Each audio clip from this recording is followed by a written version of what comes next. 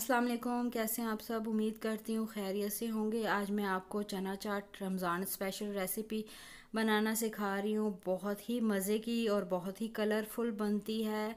इसके लिए मैंने चनों को 3-4 घंटे के लिए भिगोकर इसे बॉईल कर लिया है। इसके अलावा इसमें जाएगा 1 अदद आलू, इसे भी मैंने बॉईल कर लिया है। छली के दाने बॉईल कर लिए हैं। काले चने हैं मेरे पास बॉईल। इसके अलावा खीरा है, मैंने काट लिया, चॉप कर लिया। प्याज मैंने नमक वाले पानी में धो के काट के रखा है। 1 अदद टमाटर है, मैंने कटा हुआ डाला इसमें। इमली का पल्प जाएगा इसमें। इसके अलावा इसमें जाएंगी हरी मिर्चें, इसके दाने मैंने ऐड नहीं किए, सिर्फ आगे आगे से काटी हुई हैं।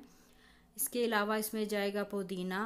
आपका ऑप्शन आपके पास, आप चाहे तो इस चाट में धनिया भी ऐड कर सकते हैं। मैं नहीं करती, मैं सिर्फ पुदीना डालती हूँ। इसके अलावा कोई भी चाट मसाला आपके पास हो वो जाएगा। और नमक और थोड़ी सी लाल मिर्चें डालिएगा। इससे बहुत अच्छे जो है चना चाट रेडी होती है, बहुत मज़े की।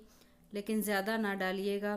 अब मैं इन सारी चीज़ों को बाउल में डालकर मिक्स कर दूंगी। आप चाहें तो इसमें बॉयल लोबिया भी डाल सकते हैं, चॉइस आप पर है। सब कुछ मैं इकट्ठे इनको डालकर, ये पुदीना हर चीज़ जो बॉयल की हुई है इसको बस मैंने डालना है जस्ट। और हर चीज़ नमक मिर्च आप अपने मर्ज़ी से अपने तीखापन के हिसाब से ऐड कीजिएगा। चाट मसाला है, नमक है, लाल मिर्चें हैं, वो चॉइस आप पर है, आप कितना ऐड करना चाहते हैं।